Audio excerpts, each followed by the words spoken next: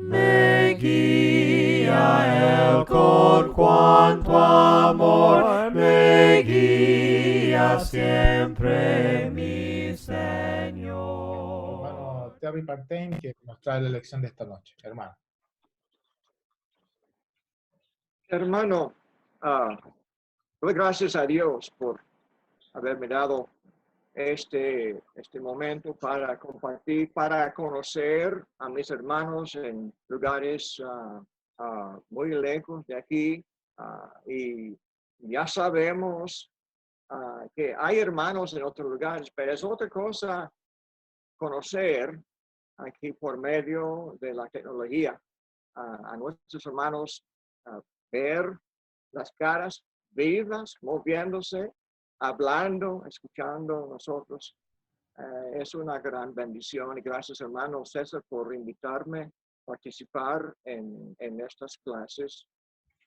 Comencé en la última clase un tema, el tema de examinar el Evangelio de Juan. Mi propósito es de entender mejor el contexto de la enseñanza de fe, el uso de la palabra creer en el Evangelio.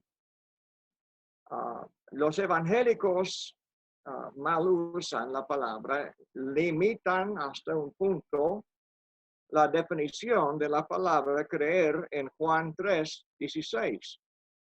Y es el versículo bien conocido por todos. Es un versículo precioso.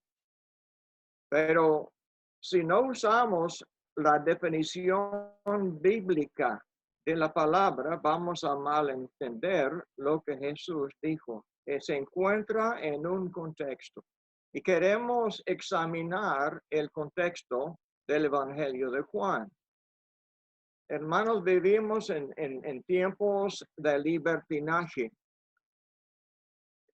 Hay doctrinas que dan permiso a no hacer caso de los mandamientos de Jesús, que nos dan el permiso de confiar en una salvación que no exige la obediencia para ser salvo.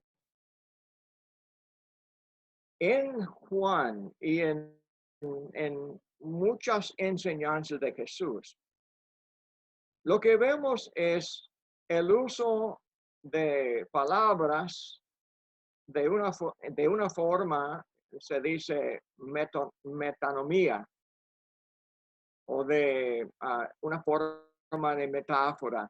La palabra en su uso abarca más que lo que es el significado literal de la palabra. La palabra creer es una palabra que Jesús usa en el sentido más grande, abarca todo de lo que es confiar en las enseñanzas de Jesús. Escuchar, creer y obedecer, todo se abarca en la palabra. Vamos a demostrar eso por entender el mensaje entero del libro. Ya hemos mencionado que Mateo y Marcos y Lucas nos presenta varios mandamientos de Jesús. Jesús nos habla de las bienaventuranzas en Mateo 5, pero cada bienaventuranza no es solamente un dicho para animarnos a hacer lo que nos da felicidad. El punto de las bienaventuranzas es de enseñarnos los requisitos de entrar en el reino de Dios. Y cada cosa es una actitud, es una acción, y hay al menos 22, 23 mandamientos de Jesús que no podemos ir al cielo, no podemos caminar con Dios, no podemos caminar con Jesús si no cumplimos con estos mandamientos de Jesús. Ahora, en Juan, ya hemos leído en capítulo 1 el prólogo del 1 a 14. Y después tenemos en versículo 19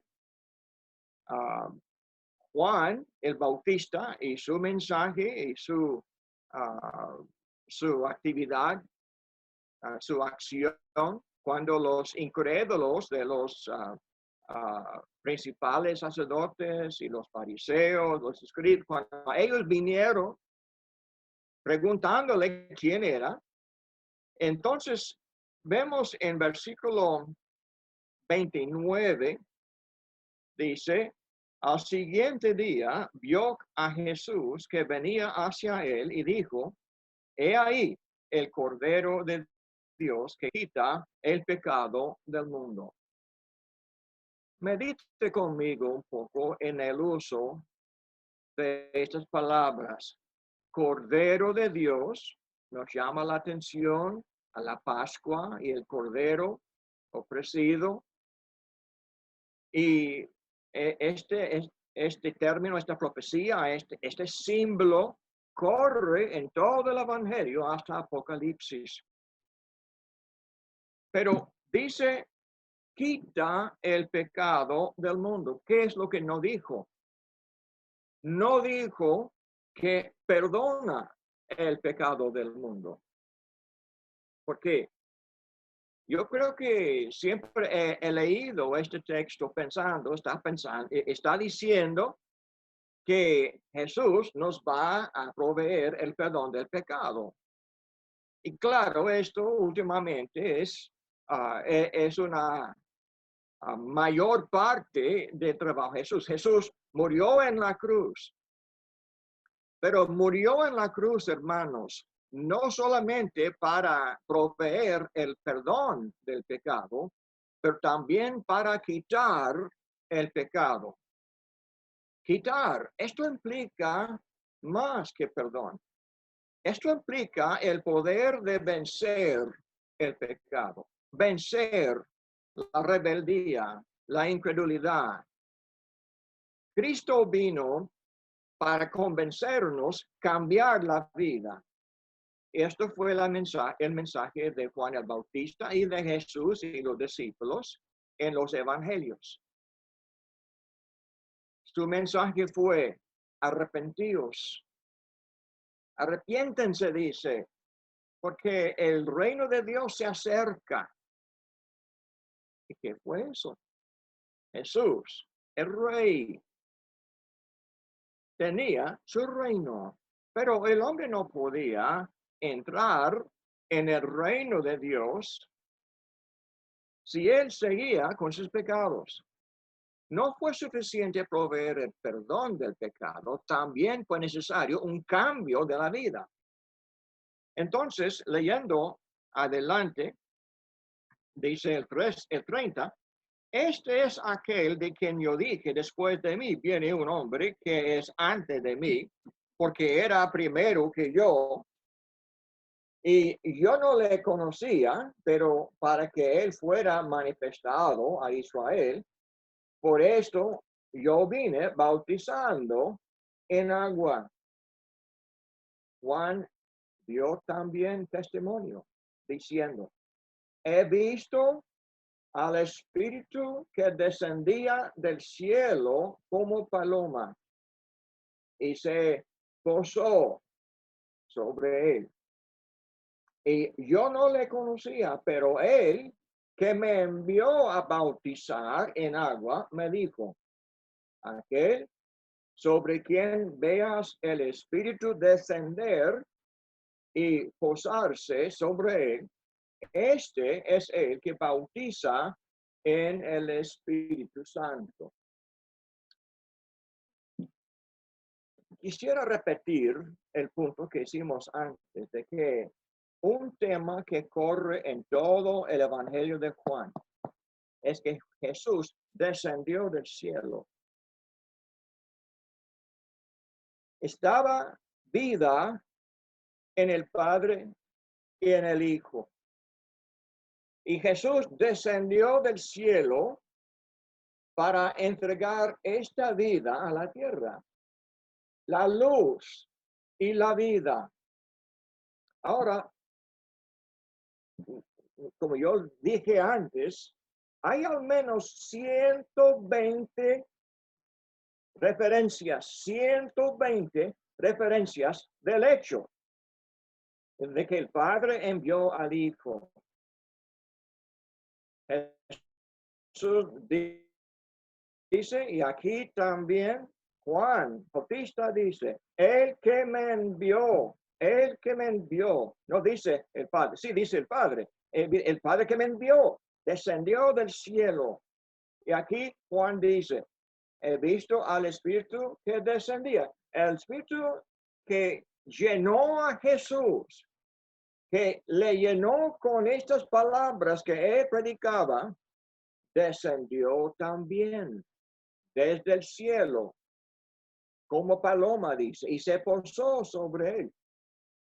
El argumento de este evangelio da mucha énfasis en eso. ¿Por qué? Porque el libro de Juan es un libro de fe, como hemos leído antes, Juan 20, versículo 30 y 31. Fue escrito para que nosotros creamos en él, en el nombre de él. Pero, ¿para qué? Para que tengamos vida en él. Esto fue el punto principal. Tenemos vida por medio de creer en él. Ahora, estamos luchando para entender qué es lo que significa de creer en él y tener esta vida. ¿Quién es que no creía en él? Juan fue escrito no para convencer a los ateos. No fue escrito para convencer a los gentiles, ni siquiera a ellos, los idólatras. Juan fue escrito para convencer a los judíos incrédulos que rechazaron. Vino a lo suyo. ¿Pero qué?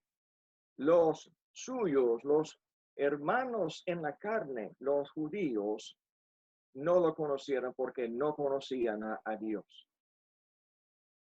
Y lo rechazaron y lo crucificaron. Y por años después, siempre salía esta duda. Si Jesús fue el Cristo, ¿por qué los judíos, el pueblo de Dios, por qué ellos lo rechazaron? ¿Por qué lo crucificaron? Ahora, en versículo 35, seguimos leyendo y vamos a ver este mensaje. Que piense, ¿qué están pensando los que oyen eso? Al día siguiente, Juan estaba otra vez allí con 2 de sus discípulos y vio a Jesús que pasaba y dijo, y ahí el Cordero de Dios, y los 2 discípulos le oyeron hablar y siguieron a Jesús. Jesús se volvió y viendo que le seguía, les dijo, ¿qué buscáis? Y ellos le dijeron, Rabí, que traducido quiere decir maestro, ¿dónde te hospedas? Él les dijo, venid y veréis.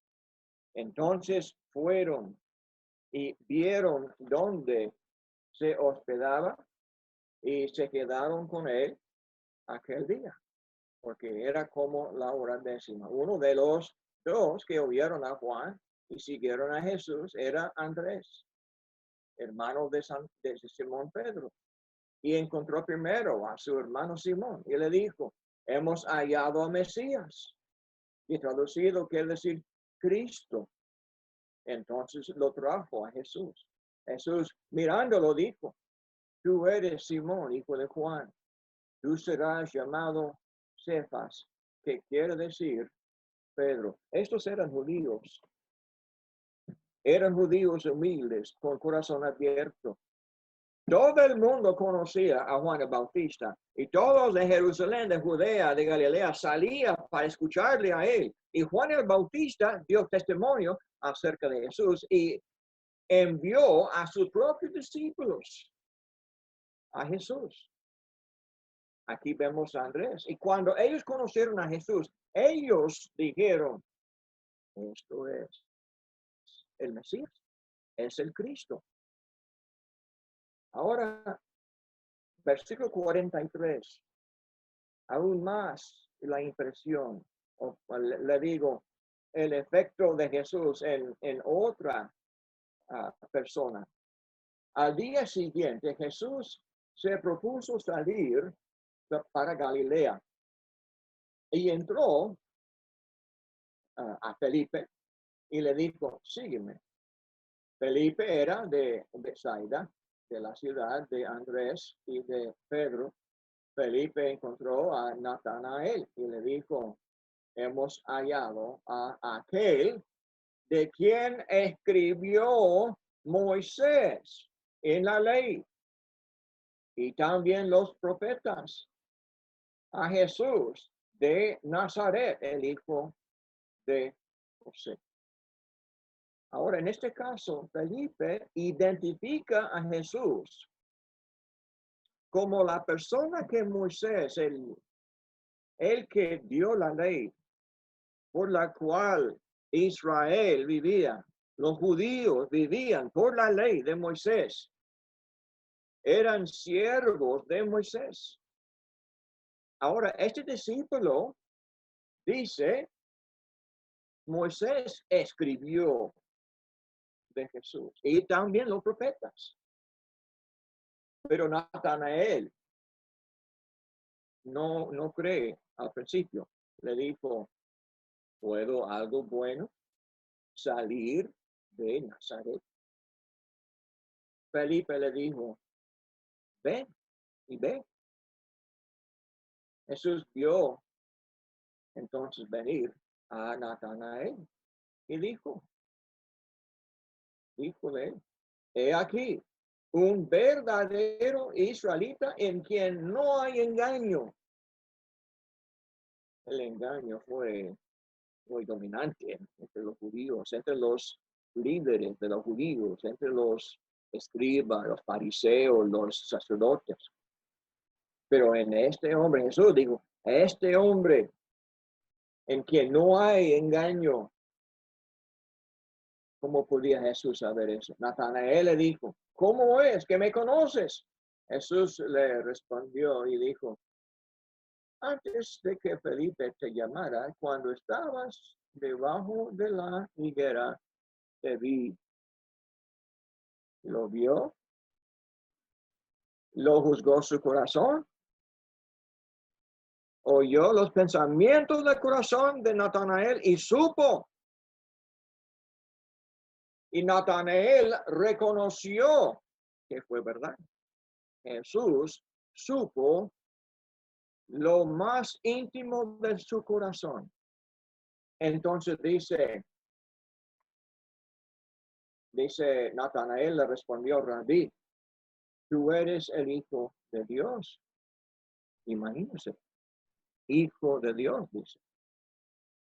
Tú eres el Rey de Israel. Esto fue el efecto de Jesús sobre un hombre sin engaño. No fue hombre político, no fue hombre de poder, fue hombre humilde, sincero, buscando al Mesías, buscando y encontró en Jesús, el Hijo de Dios. Respondió Jesús y le dijo, ¿por qué te dije que te vi debajo de la higuera? ¿Crees? Cosas mayores que estas verás. Y le dijo, en verdad os digo, que veréis el cielo abierto y a los ángeles de Dios subiendo y bajando sobre el Hijo del Hombre. Fíjense en esta forma de rayos que sabemos, nosotros si somos estudiantes de de Génesis sabemos que el patriarca Israel, cuando se llamaba Jacob, cuando huyó de su hermano, se encontró en este lugar, en Betel, y tuvo este sueño, esta visión. Y en su sueño vio ángeles descendiendo en una escalera, descendiendo del cielo y subiendo. Y ahora Jesús dice, usando de esta forma de hablar, dice que Natanael iba a ver el cielo abierto. Ahora, en los evangelios, varias veces vemos que los cielos se abrieron. Cuando Dios habló, cuando Dios envió al Espíritu Santo, cuando Juan le bautizó, varias veces el cielo se abrió y nos dio un momento para ver arriba. Una visión de Dios o de las cosas celestiales en este caso. Y a los ángeles de Dios subiendo y bajando sobre el Hijo del Hombre. Jesús descendió. Los ángeles descendían y también subían. Porque esto fue la vida de Jesús, el trabajo de traer el mensaje celestial para los judíos, para los hombres perdidos, para enseñarles la vida eterna. Ahora, vamos a capítulo 3, porque en el Evangelio, claro, originalmente no había esta división. Sigue capítulo 2 y 3. En el capítulo 2 tenemos la boda de Caná y en la Pascua, versículo 13, y Jesús haciendo señales demostrando quién era. Y versículo 23, cuando estaba en Jerusalén durante la fiesta de la Pascua, muchos creyeron en su nombre al ver las señales que hacía. Pero Jesús, por su parte, no se confiaba a ellos porque conocía a todos y no tenía necesidad de que nadie le diera testimonio del hombre, pues él sabía lo que había en el hombre. Muchos creyeron, versículo 22 también. Los discípulos creyeron en la escritura y en la palabra que Jesús había hablado. Tenemos creencia de la palabra y tenemos creencia de haber visto señales. Y Jesús no se confiaba mucho en los hombres que creían por haber visto. Se puede bajar. Ajá. Ok.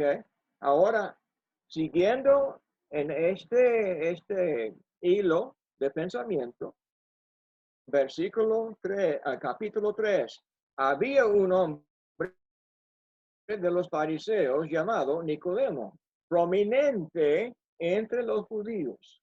¿Ok? Uno de estos que creían en Jesús por las señales no podían negar, pero le faltaba algo en creer como se debe creer. Y dice que este vino a Jesús. No estaba listo para abandonar su lugar de poder, influencia y seguir a Jesús. Pero vino a Jesús por la noche y le dijo, Rabí, sabemos que has venido de Dios, porque haciendo señales. ¿Okay? Y como maestro, porque nadie puede hacer las señales que tú haces si Dios no está con él. Ahora, Jesús que juzga el corazón, le contesta, porque todavía no ha hecho pregunta. Pero antes de que pudiera preguntar, Jesús le dijo, en verdad te digo que el que no nace de nuevo no puede ver el reino de Dios. Déjeme mencionar, iba a decir esto antes. En verdad, 2 veces. Se encuentra en el Evangelio de Juan, solamente en el Evangelio de Juan. Claro, Jesús así hablaba, pero Juan es el que nos llama la atención a esta forma de dar énfasis a sus palabras. Usó la palabra amén. Es una palabra no griega, es una palabra hebrea. La palabra amén significa verdad. Amén, amén. La palabra amén en el hebreo es la base de la palabra creer. Es la base de la palabra fe. La base de la palabra fidelidad. Y entonces en Habacuc 2:4, que se encuentra en Romanos 1:17, que comienza la plática de Romanos. Todo este concepto de creer y de fe se basa en esta palabra, amén, que habla de algo fiel. Cierto, dice, de cierto te digo. O amén, amén. De verdad te digo. Ahora, muy importante esta declaración. No fue algo nuevo. Pero lo más importante, dice, el que no nace de nuevo no puede ver el reino de Dios. Ahora la palabra ver es una figura, ¿verdad? Ver, entender o entrar. Está hablando de entrar, pero también de entender, porque uno no puede entrar si no ve, si no entiende. Y él no entiende, nadie entiende lo que es el reino de Cristo si no oye su palabra y no entiende su palabra. En esta palabra dice nacer de nuevo. Yo no creo que fue tan profundo a Nicodemo, porque nacer de nuevo literalmente es nacer de arriba, pero yo sé el concepto de nacer de nuevo se encuentra también en Tito, se encuentra en varios lugares. Es correcto nacer de nuevo, la palabra, pero nacemos de lo alto. Dios es el que envió el mensaje que nos hace nacer de nuevo. Es como doble sentido de la palabra. Entonces, nacer, dice, Nicodemo le dijo, ¿cómo puede un hombre nacer siendo ya viejo? ¿Acaso puede entrar por segunda vez en el vientre de su madre y nacer? ¿Qué enseñaba Juan el Bautista? Estaba clamando que todo el mundo tenía que arrepentirse. Mateo 3:1 y 2. Y versículo 28. Llevar fruto de arrepentimiento. Lucas 3:3-14. Una vez más, lo torcido se debe hacer recto, dice. Y le preguntaron a Juan, ¿qué haremos? Y dijo, versículo 10, compartir con los pobres. Versículo 12, hacer negocios justos, ser justos en sus negocios. Versículo 13, a los soldados, de no abusar de su poder, de no mentir, de estar contento con lo que tenía. Entonces, Juan estaba corrigiendo los defectos, los pecados del público, de todos los hombres. Exigía una nueva vida. ¿Cómo puede uno tener una nueva vida debe de comenzar de nuevo, nacer de nuevo. No es una figura muy extraña, pero así hablaba en versículo 5. Jesús le contesta. Jesús respondió: en verdad te digo, otra vez esta frase de énfasis, que el que no nace de agua y del Espíritu no puede entrar en el reino de Dios. Antes dijo ver, ahora dice entrar en el reino de Dios. Adelante vamos a ver que entrar en el reino equivale a entrar en la vida o recibir la vida eterna. Son frases con significado paralelo. Dice, lo que es nacido de la carne, carne es; lo que es nacido del espíritu, espíritu es. Nacer de agua, ya hemos visto en Juan, ¿dónde estaba? En Juan capítulo 1, Juan bautizaba. Capítulo 1, capítulo 2, estaba bautizando en Enón porque había mucha agua. Allí Jesús también bautizaba. Él bautizaba más gente que Juan o sus discípulos bautizaban más gente. Entonces, cuando llegó a este punto, nacer de agua, en aquel momento no había duda entre ellos acerca de lo que Jesús estaba diciendo. Estaba diciendo, tenían que ser bautizados en agua. Pero no solamente mojarse en el agua, también escuchar lo que el Santo enseñaba, bautizarse, dice de nacer del Espíritu.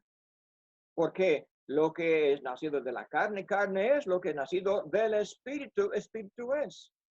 Adelante, en capítulo 6, vamos a ver de que cuando Jesús les alimentó del pan de la vida, tenían que aprender. Jesús dijo, deben de comer mi carne y beber mi sangre. Esto fue duro para ellos aceptar.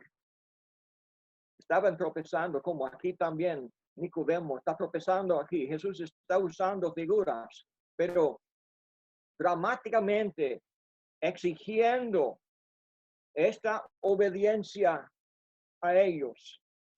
Comer, ¿de qué hablaba? Comer mi carne y beber mi sangre. Adelante, en capítulo 6, dice, mis palabras son vida. Jesús hablaba del pan de la vida, de más que el maná.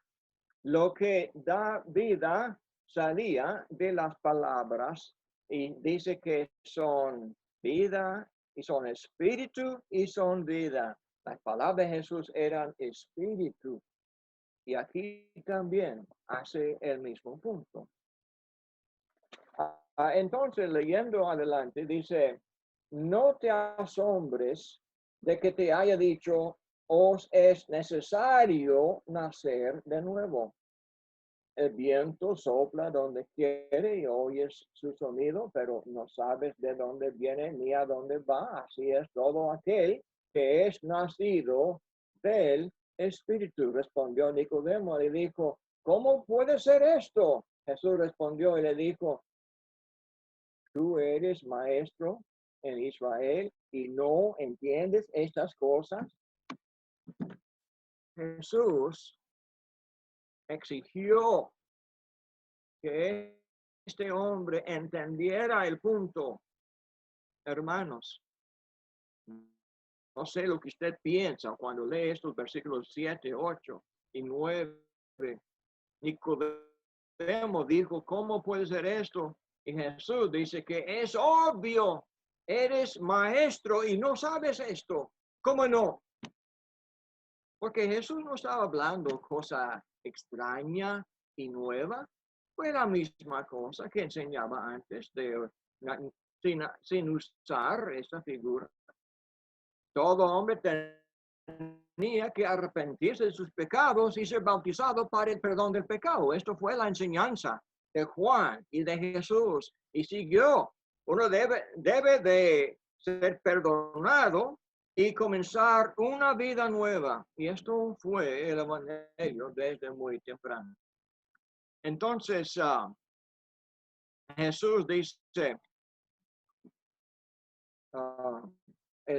en el 11, en verdad te digo que hablamos lo que sabemos y damos testimonio de lo que hemos visto, pero vosotros no recibís nuestro testimonio. Vosotros, ¿quiénes eran? Vosotros eran Nicodemo y los demás de los judíos incrédulos que resistían el mensaje de Juan y de Jesús. Muy firme, repite, en verdad te digo, hablamos lo que sabemos. ¿Por qué?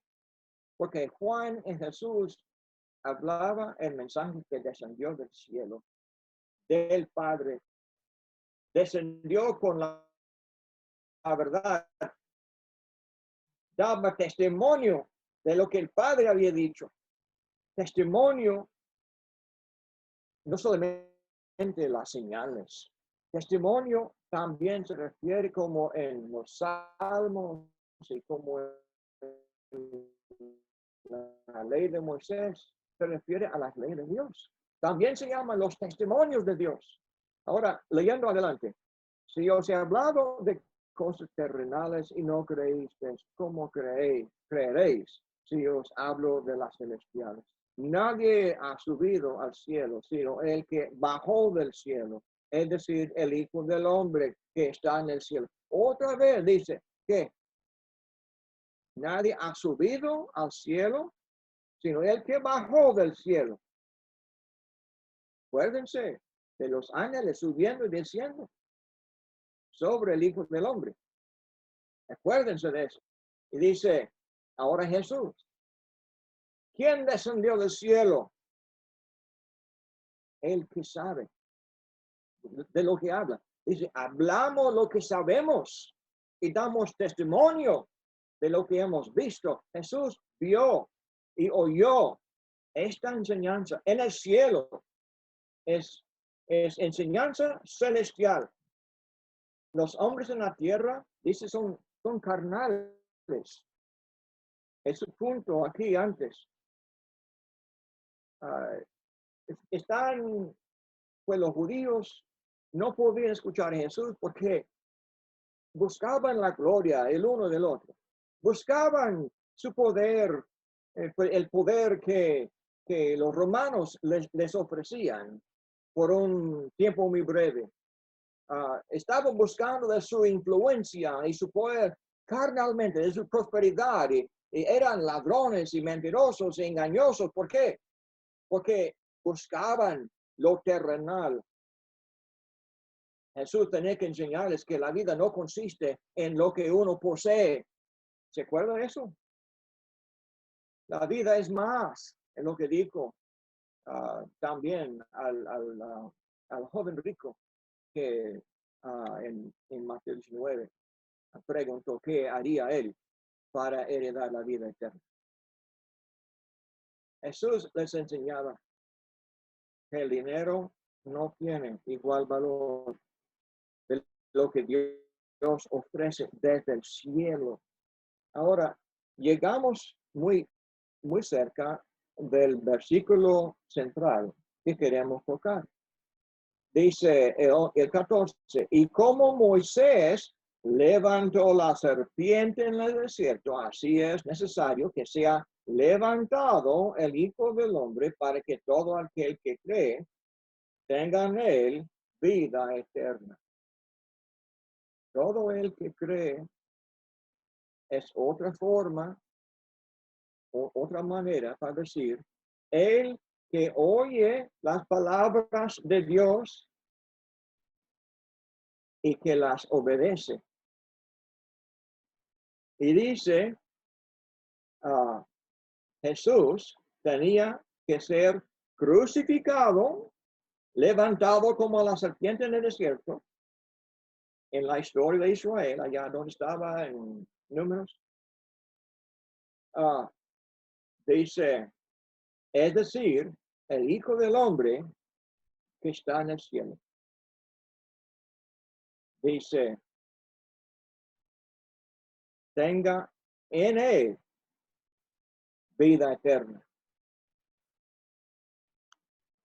¿Qué significa vida eterna? Ya hemos visto. El Padre dice, la vida está en él, la vida está en el Hijo.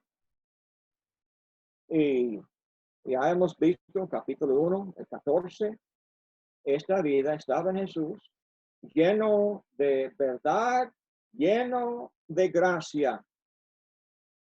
La vida eterna es la vida que se enseña, que se acepta, que uno vive y pone en práctica. Esta es vida. Es la vida que permanece y dura. Esta vida nos acompaña. Si seguimos fieles toda la vida, esta vida nos lleva a la eternidad, porque tiene la naturaleza divina y Dios es eterno. La justicia es eterna. No es un regalo que uno da en el sentido de un billete. No es solamente el perdón, no es el cambio de la naturaleza del hombre por un milagro del Espíritu Santo. No, nada de eso. Es la vida que uno comienza a poner en práctica. Que bendice, es la vida de justicia, de santidad, de fidelidad, que uno niega a sí mismo, toma su cruz y sigue en pos de Jesús. Esto es la vida que bendice. Entonces dice adelante, el 16 ahora. Porque de tal manera amó Dios al mundo, que dio a su Hijo unigénito, para que todo aquel que cree en él no se pierda, mas tenga vida eterna. Porque Dios no envió a su Hijo al mundo para juzgar al mundo, sino para que el mundo sea salvo por él. Salvo. La palabra es, en el griego es sozo. Salvo, casi igual, sozo, salvo. La palabra usa en el sentido de sanar, curar y salvar. Salvar de las heridas, salvar de la enfermedad, salvar del daño que hace el pecado. Hay paralelos entre la enfermedad física y la enfermedad espiritual. Pero Jesús vino para salvarnos de la corrupción más seria que la corrupción que nos hace morir físicamente. Entonces, todo aquel que cree no se pierda, mas tenga vida eterna. La frase no se pierda. Si ponemos vino nuevo en odres viejos, ¿qué pasa? Se rompen, se pierdan, se arruinan. El pecado destruye la vida de uno. El pecado destruye la relación del hombre con Dios. Arruina la vida, el pecado.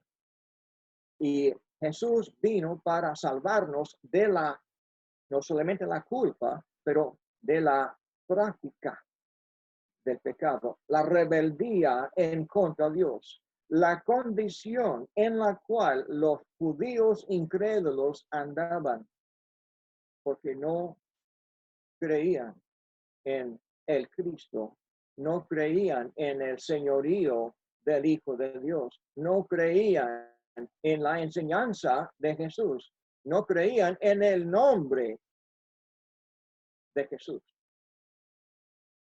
Esta es la forma de hablar que se encuentra en muchas partes del Evangelio. Y todo tiene el mismo significado.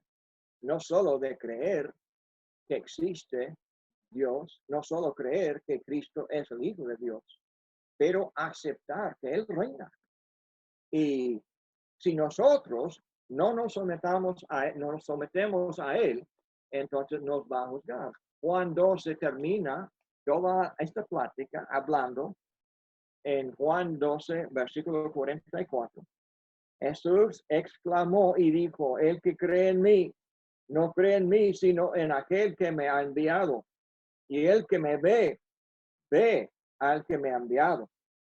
Yo, la luz, he venido al mundo para que todo el que cree en mí no permanezca en tinieblas. Si alguno oye mis palabras y no las guarda, yo no lo juzgo, porque no viene a juzgar el mundo, sino a salvar al mundo. El que me rechaza no recibe mis palabras, tiene quien lo juzgue. La palabra que yo he hablado, esa lo juzgará en el día final. Porque yo no he hablado por mi propia cuenta, sino que el Padre mismo que me ha enviado me ha dado mandamientos sobre lo que he de decir y lo que he de hablar. Y sé que su mandamiento es vida eterna. Ahí está. Oiga, la vida eterna es que su mandamiento. No hay vida eterna sin obedecer el mandamiento de Cristo. Dios manda para darnos vida. Dios manda para arreglar la vida, para que haya esta vida que se llama vida eterna. Volviendo a capítulo 3, vemos también, ya se acabó el tiempo, yo sé, ok, déjame leer el último versículo, capítulo 3. El que cree en el Hijo tiene vida eterna, pero el que no obedece al Hijo no verá la vida, sino que la ira de Dios permanece sobre él. Yo sé que no toda traducción dice lo mismo, pero la fuerza de la segunda palabra, el que no dice, Valera dice, rehúsa a creer, y puede tener algo más o menos de este concepto, pero rehúsa a creer, y también la palabra creer significa obedecer. Esto es el significado de la palabra. En el hebreo y en el griego es innegable. Yo sé que los evangélicos y la teología moderna ignora eso y pone todo el énfasis en un momento de conocer a Dios como su Salvador personal. Hablan como gnósticos, hablan como los que piensan, si tienen este conocimiento especial, ya tienen las llaves del cielo. No. Hay que escuchar su palabra, hacer caso de lo que Dios manda, ponerla en práctica. Y esto bendice la vida y nos hace de nosotros una fuente de bendición, como vamos a ver en capítulo 4, cuando Jesús habló con la samaritana. No podemos ser una fuente de agua viva, de vida para otros, si no andamos conforme a esta enseñanza. Hermano, gracias por su atención y paciencia conmigo. Espero que haya bendición de estas palabras en su vida y que crezcan en su conocimiento y hay algo de edificación. Muchas gracias, hermano, por tu enseñanza. Oh. Ahí sí. Muchas gracias por la enseñanza, hermano. Una gran bendición para todos nosotros. Qué suerte que tenemos grabado también esto, así que vamos a repasarlo nuevamente y